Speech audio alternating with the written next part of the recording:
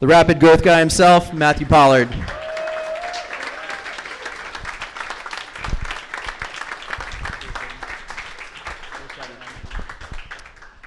How I like to start is I'm gonna tell you a little bit about Wendy. Now, Wendy was a language coach that was based out in California, and one of the problems that she had was that there were so many other language coaches moving in, teaching Mandarin to adults and kids just like her. And she was struggling with people moving in from into California from other states. She was struggling with people moving in from China themselves, wanting to start a business, and then deciding that the best business to open was a Mandarin educational company. So Wendy was really struggling, and she came to me with the problem, how do I compete in a really competitive market? Now, who here started their business in the last sort of 12 months? Is there a few of us? Okay. Who here knows what it's like to try and get their first few customers? It's difficult sometimes, and we're willing to cut our prices to the absolute bone sometimes just to get our first customers, to get our first success stories, right? Now, Wendy came to me because she said, there are people willing to charge $30, $20 an hour on Craigslist offering Mandarin coaching. I pay my staff more than that. I'm struggling to get $50 to $80 an hour from my pre-existing clients that are trying to get tuition somewhere else. And I'm also struggling to get new clients because every time I try and get a new client, they say, well, I hopped on Craigslist and I saw that I could get this for the exact same price or cheaper somewhere else. So she said, how do I compete in this really crowded market? And what I said to Wendy is, I'd prefer if we try to avoid the battle altogether. And that's the advice that I try and give every single business that I speak to. So on a quick analysis of Wendy's customer base, what we did is we discovered 2 specific clients, and it was only 2, where she helped them with so much more than just language tuition. These were executives being relocated to China, and she helped them with these primary 3 things. The first one was Galaxy. Now, if I say Galaxy here, everyone thinks Matt's about to talk about outer space. But Galaxy in the Eastern world, in China, it's their version of rapport. Keith, nice to meet you, Keith. So if I wanted to do business with you, Keith, I'd probably sit down and have a meeting with you in America or in Australia. We'd sit down, we'd have a conversation, and we would be talking, and at the end of that, what am I going to try and do? I'm trying to get you to sign a contract, right? Maybe, if I haven't sold too well, maybe next week I'll give you a call and we'll try and do the deal then. What happens if Keith still says no, and he tells me to call him back in a week later or a week after that? What do you reckon the chances of me getting a sale at that point is? Do you think it goes down quite substantially? Yeah. We're assuming Keith's dragging his heels and the chances of getting a sale is almost ridiculously low, right? We're kind of wasting our time. In China, they want to catch up for dinner 5 or 6 times before they even want to speak business at all. They probably want to see you drunk over karaoke once or twice. And the reason for that is they want to find out the kind of person that you are. And here's why. They're not talking 12, 24-month contracts like we do in the Western world. They're talking 50 to 100-year contracts. This is longer than some people's lifetimes. And because of that, they want to know the kind of person they're getting into bed with. She also helped them with understanding e-commerce and the difference between China and the Western world. And thirdly, she helped them understand the importance of respect. See, if Keith handed me a business card in the Western world, I would grab the card and say, great to meet you, Keith, and we'd keep talking, right? I would just ignore the card even exists. Then we go home and we're like, who's this guy again? In the East, if somebody hands you the card, you have to hold it, you have to cherish it, you have to look at it, and then you'll turn it over, and I'm no longer paying any attention to Keith. I'm listening to what he says, but I'm showing that I really appreciate the card. And then, after a little bit more gratitude, I'll almost bow, I'll pull out my card case, I'll put it in my card deck, and I'll put that back in my pocket, and then I can continue talking. Anything less than that, I'm not doing business in China. They're going to assume that I'm incredibly disrespectful, and they just will not work with me. People in the Western world, biggest mistake you can make.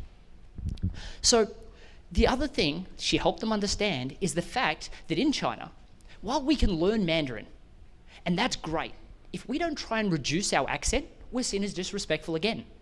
So this is a huge problem. So we go there, we think we can just speak Mandarin and that's great and we've done what we need to do, and they see us as disrespectful. They don't expect us to sound exactly like them, but they do expect us to have respected them enough to try.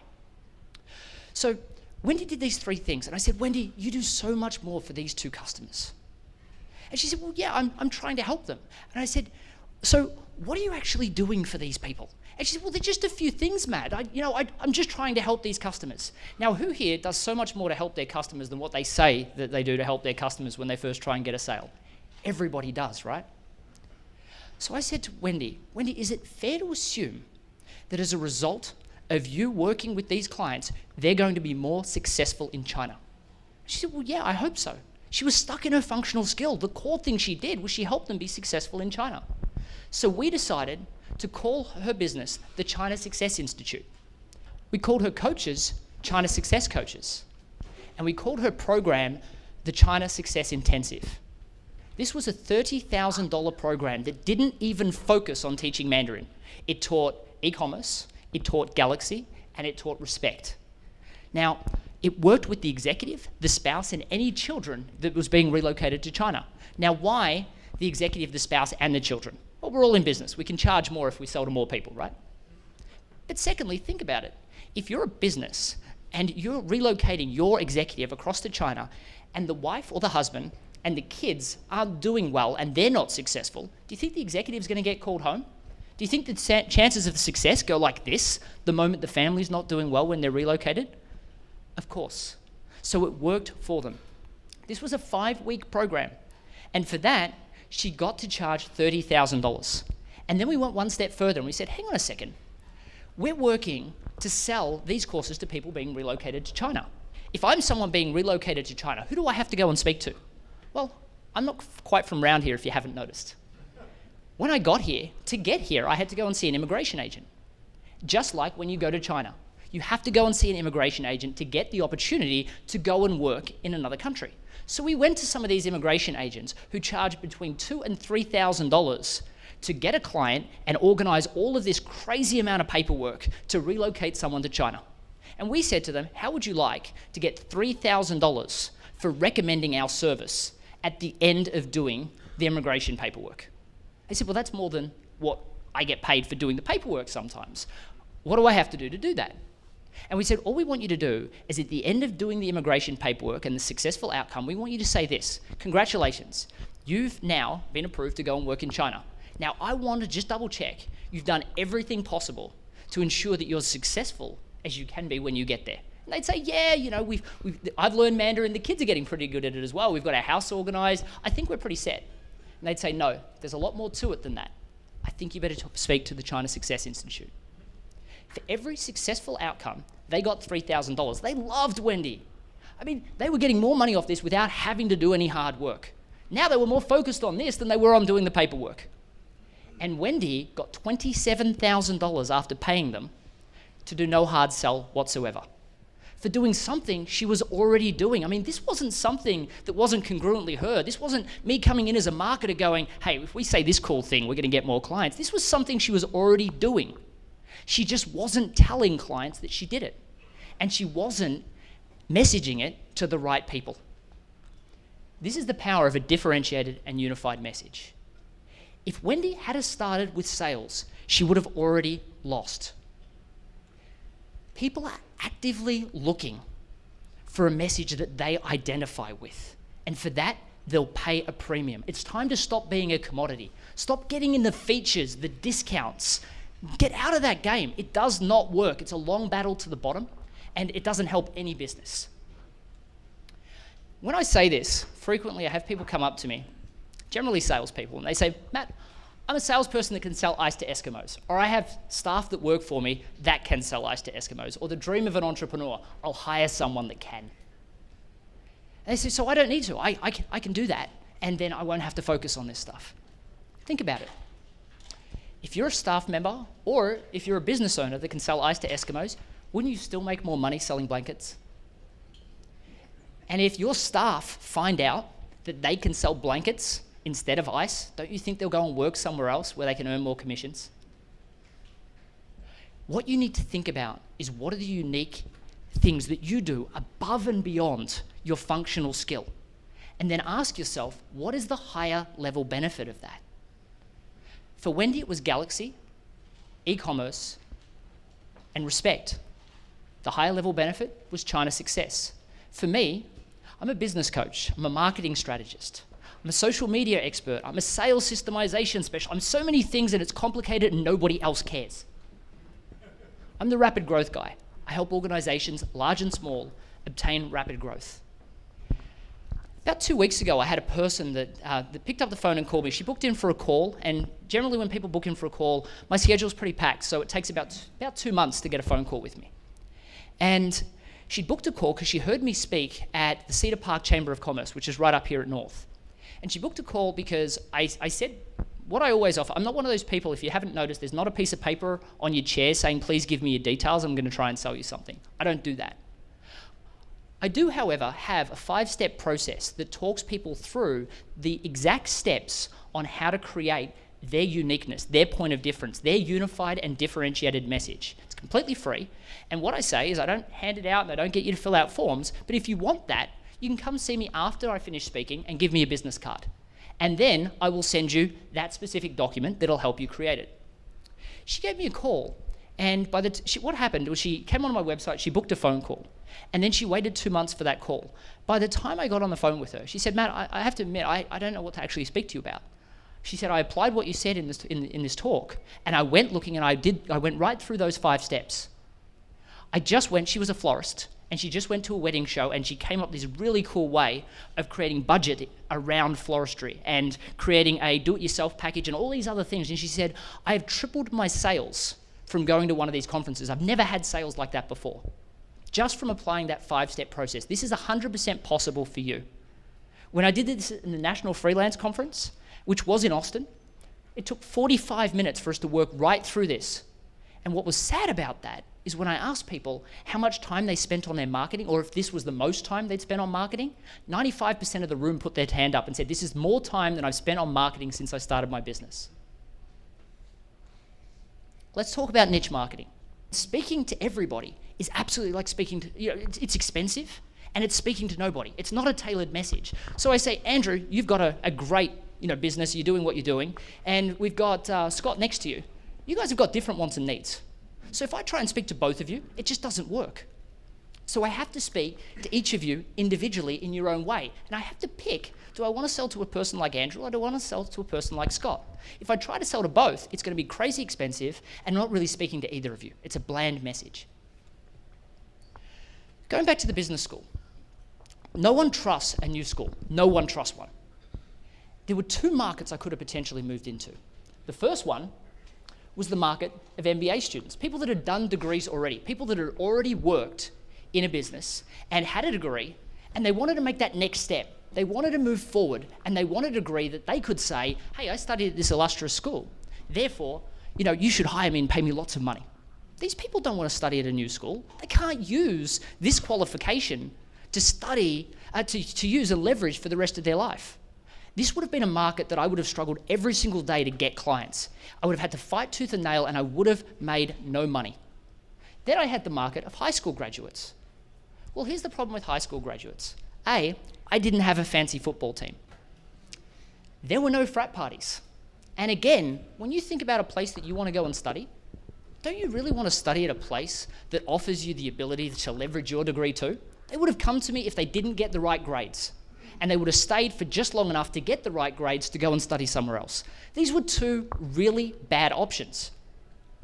And then I discovered the market of tradespeople, plumbers, electricians, tilers, carpenters.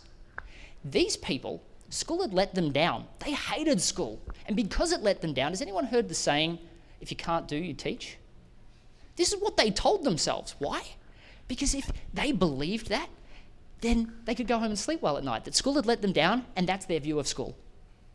The problem was, these people had learned their functional skill by leaving, probably at the age of 16, and making the decision that they were going to go and work for a tradesperson, and they were going to learn from them, doing some sort of apprenticeship. These people that they learned off generally taught them through aggression and sarcasm. It's kind of how you learn in those environments. And as a result, they slowly made their way up to becoming successful at what they did, and they finally looked around, they said, hang on a second, every single person here is making the same amount of money as me, and I'm better at it than everyone else. I know, I'm going to go into business for myself. So they did. Next thing you know, they're in charge of more than just laying bricks or laying tiles. Now they've got to look for customers. They've got to manage budgets and financials. They've got to hire staff, and they remember how to manage staff and train them. Aggression and sarcasm, right? They weren't making money. They needed business coaching. They needed help. But here's the thing, they couldn't afford business coaching, and they hated school. So we launched with business coaching at a price you can afford. 3,500 students within 3 years. That's rapid growth. These people would come to a class, 20 people in every class, all business owners. And they wanted business coaching, so we gave them one. We got a coach with a teacher's qualification. They had to be actively coaching in the market, and we allowed them to go out and work in these, and we called them mastermind groups. And at the end, they got a qualification. Their parents were ecstatic. 3,500 students in 3 years, all on a trade site, all by discovering that everybody is not our customer. Instead, we focused on a unique group, a unique niche. What you need to learn from this is you need to find an unmet need in a marketplace, and then you need to capitalize on that. Now, generally when I speak to businesses, they say, well, Matt, when I start my business, I'm going to start broad, and then I'll start to tailor down once I work out what I'm really good at. Here's the problem. Your message, not only do you not have as much skill as somebody that's been doing it for 10 years, you don't have any customers, and you've got to start from scratch, and nobody identifies with you. We knew exactly who our customers were. Every single person that we speak to, we'd speak to a plumber. If Keith was a plumber, I would be speaking to you, Keith, and I'd say, what problems do you have in your business right now? And you'd say, no, I've got no real problems in my business. Business is good. And I'd say, well, Keith, generally when I speak to plumbers, and my team, we've spoken to about 1,000 plumbers in the last 6 months. And we know they generally experience this, or this problem. You by chance experiencing any of these? Well, if other people are telling you about it, actually I have all of those, plus these. We knew our customers better than they knew themselves. We were like mind readers. We knew exactly what they wanted. Why? Because we focused on that niche. We started small instead of starting mass market. Now, did we stay just within that niche? No. What we then did, once we capitalized on that market, is we said, well, hang on a second, hairdressers and florists, they're kind of tradespeople too, right? Next thing we knew, we had 500 hairdressers studying with us. And then we were approached by the Law Institute of Victoria and a large medical association. And they said, our people go to and get a degree for 5 to 7 years. They don't know how to run a business. They're kind of tradespeople too. And we said, well, okay. And we worked with them too. We worked with major football teams, championship football teams. We worked with the Australian Olympic team, all from defining our market as a small group and then expanding out later. So let's talk about sales systemization. Put this quote up, and I'll give you a second to read it. If people can't read it at the back, actually, I'll read it out loud. Everybody has a product to sell. Even if your company consists of just you and your computer, look around. If you don't see any salespeople, you're the salesperson, right? When people see me speak, frequently they look at me and they'll say, Matt, it's easy for you. You know, you're confident, you kind of get up in front of people and you can talk, and you know, I'm sure sales came easy to you. When I was in late high school, I was highly introverted. I had a reading speed of a 6th grader, and I just had no idea what I wanted to do with my life. Worse than that, that's the face I had back then. Now, I should be careful because this is Austin. I always have to tell people that was my sister's wedding, not my own. Occasionally I get in trouble when one of her friends is in the room. So what happened is, all of a sudden, I'm going to put this slide back for a second. All of a sudden, I made the decision that that's it. I don't want to go to school right now. What I want to do is, I can't do university. It was really hard for me just to survive doing what I was doing. I wanted to take a year off, and I convinced the parents, I will support myself for a year, just let me figure things out. So I took a year off, and I took a job at a real estate agency. This real estate agency, now, I should probably clear up, because real estate agency, they sell, right? I wasn't that guy. I was the guy in the back office. Please don't talk to me. I'm the guy that does the paperwork. Yeah? Just before Christmas, the company goes bankrupt. Now, Australia is slightly different to America. You guys take a week off at Christmas. It's our summer holiday and our Christmas all at once. There is not a decision maker anywhere to be found between the 20th of December and the 20th of January. We're on holidays, all of us. So I went looking for a job, and guess where I found one? Commission-only sales. The only place you can get a job. And after 5 days of product training, great product training, and no sales training.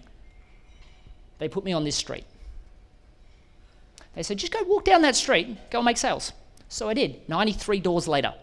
It was 93 doors of walking into every person's shop, getting rejected, getting told to go and get a real job, getting reminded that what I was doing with my life, not quite appreciated by the rest of the world. And they were right. I was having a horrible time until the 93rd door where I made my first sale.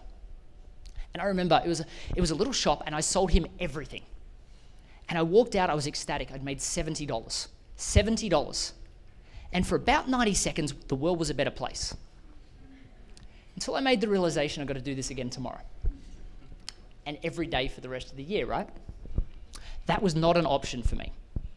So what I did is I went looking for another way. Now, for a lot of people here, they've probably heard of people like Brian Tracy, Zig Ziglar. They wrote wonderful books. But I had a reading speed of a 6th grader. It would have taken me a year to figure that one out. So I discovered this cool tool. Seen it? YouTube? Funnily enough, there's a lot more there than just cat videos. Yeah, it surprised me too. So I learned the steps of a sale, and then I focused on every single one of those steps and got better and better at using them and working on them. And all of a sudden it went from 93 doors to 70 doors to 40 doors, till all of a sudden 6 weeks later I was the #1 salesperson in the largest sales and marketing company in the Southern Hemisphere. It took 6 weeks. Shortly after that, I decided that I was going to open up a phone shop. And what I found within that market was that everybody was competing on, do you want to take a shot at what? Price. The market had become really competitive, and just like here, everybody was, we can offer you a package, we can offer you a discount. Yep. And the market was saturated, and it was all focused on price. And for most people, that's cool, we get to save money. As a business, what happens if your phone doesn't work? You're losing money every single second. So they need service. So we launched with service you can count on. All of the call centers were getting moved offshore, and businesses were getting worried that they weren't going to get the level of support that they needed. So we said, it didn't matter what company you went with. You could sign up with anybody. If you signed up with us, we would handle the customer support in our office for you with an Australian representative. We became the #1 brokership for business-to-business mobiles in the country. It took us 3 years. By year 3, we turned over $4.2 million. That's rapid growth. In 2007, I won a Young Achiever Award. But more than that, I went from scared to sell, terrified to sell, to teaching hundreds how to do it. Now, through my blog, my TV segments that I do, and all the other things, I'd like to think I teach thousands. When I say this, a lot of people will say to me, but hang on a second, Matt, come on, really? YouTube? Surely you had some form of natural ability. So I want to talk to you about quickly Nate Boyer. Has anyone heard of Nate Boyer here? A couple of people? You should. He played for the UT Longhorns at one stage. This was a guy that had decided, when he left the military, he made a decision that he was going to completely try something new. He went back to school and he decided to try out for the football team. He never played football as a kid. So he made the decision that he was going to learn, and very shortly afterwards, he decided to do what's called walking on the field. Now, again, not from around here, didn't know how hard this was. Kind of almost impossible, right? He walked onto the field and he made the team. He played for the Longhorns, and then he was signed shortly after for the Seattle Seahawks, making him 8 years older than the average player and the oldest rookie in history.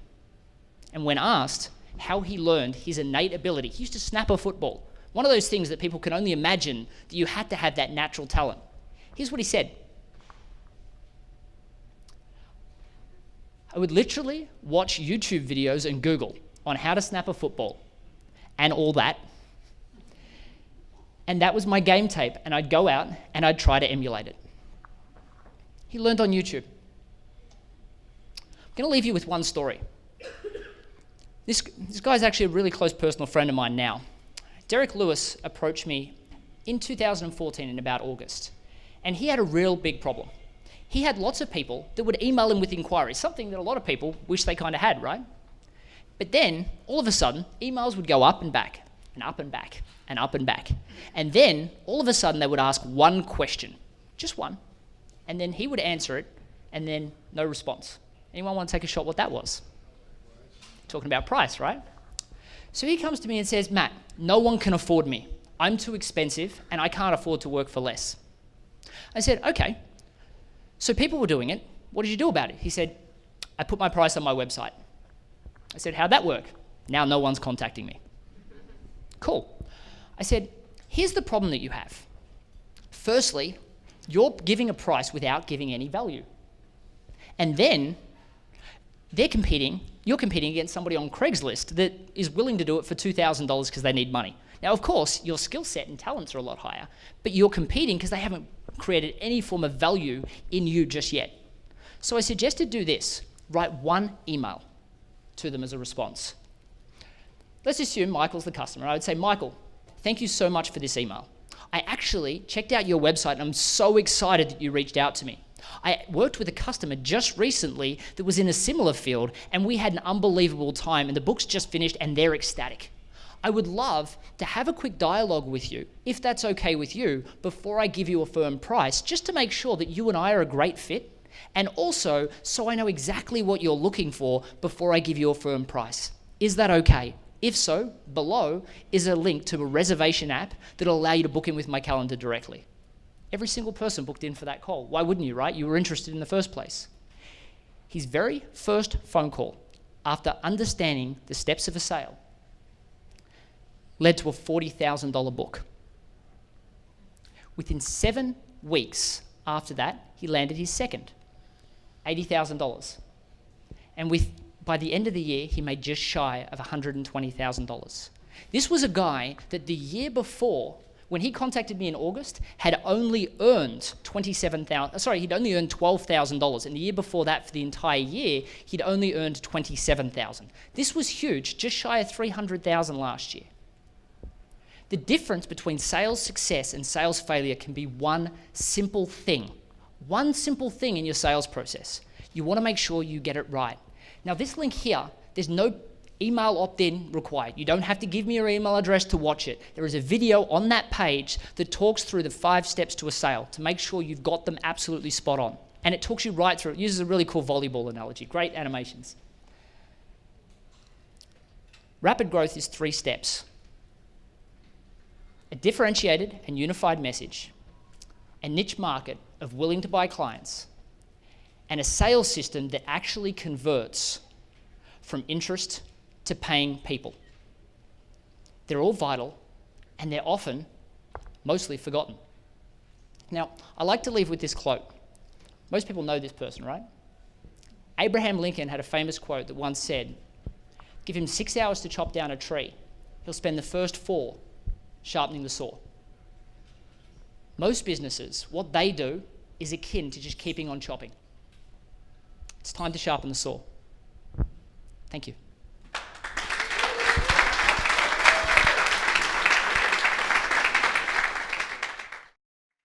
What are the 2 or 3 top search terms that you used for YouTube when you were teaching yourself? I just joined sales about 1.5 years ago, so I'm still kind of green. So I love YouTube. I think it's a phenomenal source. So first thing on that, there are so many more tools now as well. So people, I'm sure everyone here is probably familiar with podcasts now. There's so much podcast and free content out that way as well. So definitely check out podcasting. But what I did is I wrote in sales system. It wasn't complicated. I typed in sales system. It wasn't that bright back then. So I typed in sales system. And what I did is I watched 3 or 4 videos on sales systems. And then once I watched that, what I realized is that there were very specific words that people were using within those videos, like how to build rapport, how to develop relationships also works, how to ask questions that lead to a sale. And you'll find that video that I told you at that page I put up, that actually really will go through those words. But things like I would really, really recommend trial closing. A lot of people really struggle with asking people to buy off them. And there are a couple of different ways that I always suggest doing that. And we can talk about that after if you'd like. But one of the major things that I would really focus on is trial close and then what's called an assumptive close. Right? A trial close should always come before an assumptive close, and if a trial close goes well, an assumptive close is really, really easy to do. And for me, because I'm quite introverted, and back then I was really, really shy. So if I had to say, can I have your business, or would you like to work with me, or hey, do you want to do this? Wouldn't have happened. So what I found is by using a trial close and then moving to an assumptive close, I didn't even have to ask. I just assumed that it was happening, and it was really simple. And the trial close is a really cool way of asking where they say yes, but you didn't kind of ask. So there's always a good way out of it as well. Does that help? Yes, thank you. Perfect. Yep.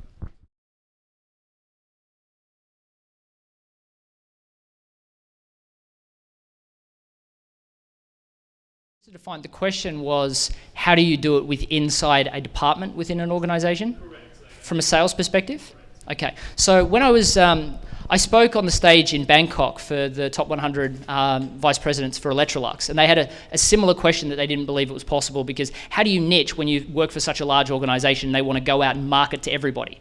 Technology's changed. So in the past, we used to put up billboards, right? And I used a TiVo example back then. That used, TiVo, when they first launched, they'd put up all these billboards and things that they could do. These days, you can tell through Facebook what people are interested in. You can tell on LinkedIn what people are interested in, and you can use retargeting and all sorts of great things based on what page they came to on your website or what email they were interested in or engaged in. And you can do all sorts of crazy things with email campaigns. These days, it's more about profiling your customer through their actions and using social media networks to double check what they're actually interested in, and using department specific messaging to those people. So for Electrolux, the people, everyone knows Electrolux, right? They do vacuum cleaners. Well, it turns out they do barbecues. Well, you guys call them grills, I think. Fridges. They do, all forms of white goods. And the main thing that, they were struggling with is that they wanted people to understand one specific, that they were great at technology. No one cares if you're great at technology if you don't have that cool slogan, right? So they were losing market share to all of these other competitors because they were doing this broad message. And what we focused on was using department-specific messaging, and it had really great effects. So I would suggest what you want to look at is, what's the unified message of what you specifically provide? And you have to be careful, because it has to be fit underneath the umbrella of your overall messaging, but you can still niche very, very well. Okay. Yep.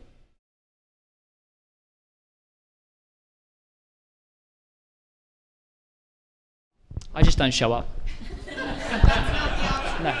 So what I do. So I actually, Beth and Amy, they're actually based here, and they had a similar problem. They'd actually gone and done funding before, but highly introverted, and they absolutely struggled with going in, because these pitches were really important. The first thing you do when you're really struggling with pitching is you make them absolutely feel like these people are the be all and end all. First thing you need to realize is the world's not going to end if the pitch goes poorly.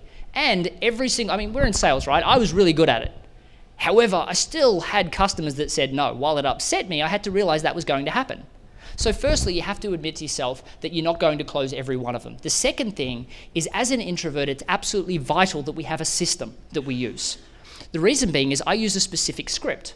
So I run through this script, and when the script gives me a successful outcome, well then perfect, I've had a successful outcome, but it's because of the script, not because of me. And if it doesn't have a successful outcome, the customer said no to the script, not me. So I don't take it personally.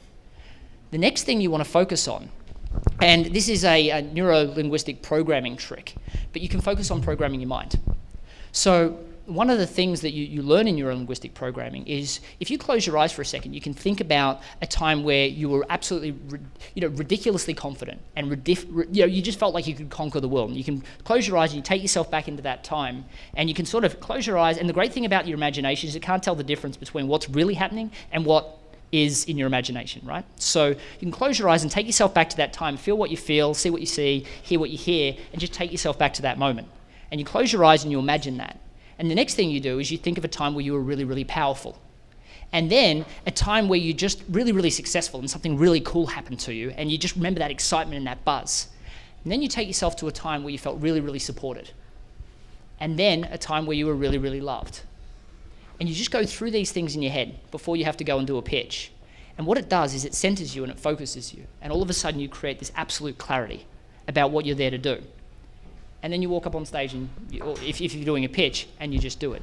Now, obviously, as an introvert, you have to have your script down pat, right? If little things go wrong, which you saw today, right? Got one of the slides wrong and I had to reset.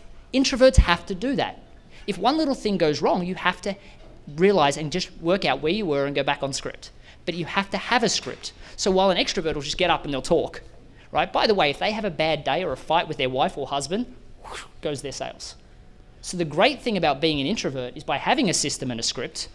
When I landed back in this country from speaking in Bangkok, I landed and I had a whole day of sales calls the next day. Didn't affect my sales ratios whatsoever. I just did the same script. I can do it in my sleep. And you should be able to do too.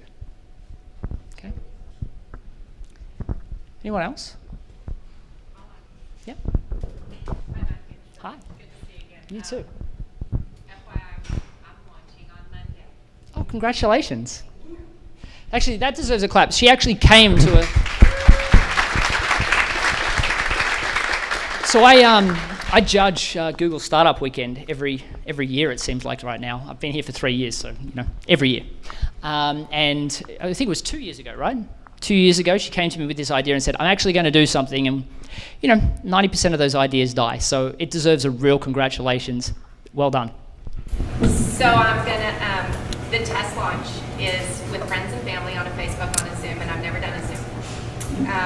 So I just wondered if you had any tips on if you've done Zooms, how that worked for you, and what you would give me as any advice. So you're doing a sales pitch on it? I'm doing the pitch, the evolution, and then the walkthrough of the site.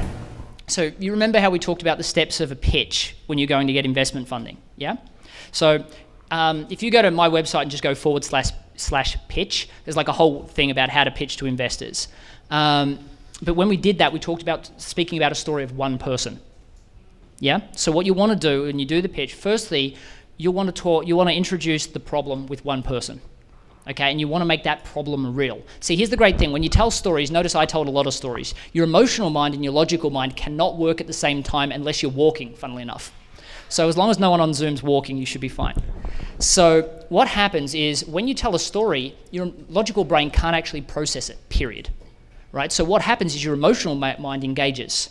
So all of a sudden, and I did this for Colliers International here and I taught their sales guys, and they give me like 3 seconds on the phone and then they hang up on me. I'm like, tell them a story, and they're like, there is no way they're going to listen to an entire story. Guess what they did? Why? Different brain. The brain wasn't going, I'm going to hang up on these people. It's like, oh, story, listening time.